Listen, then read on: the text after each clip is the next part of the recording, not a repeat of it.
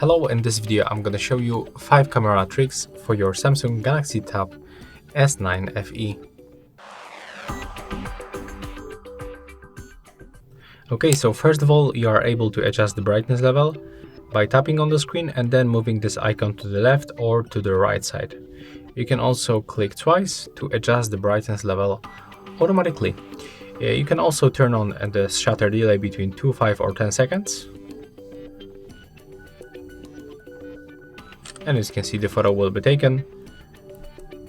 You can also change the color and the temperature by selecting these filters. With this slider, you are also able to adjust the strength of this filter.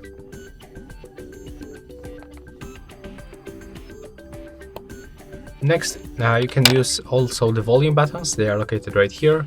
So when you click on the volume up or volume down, you can just take the photos.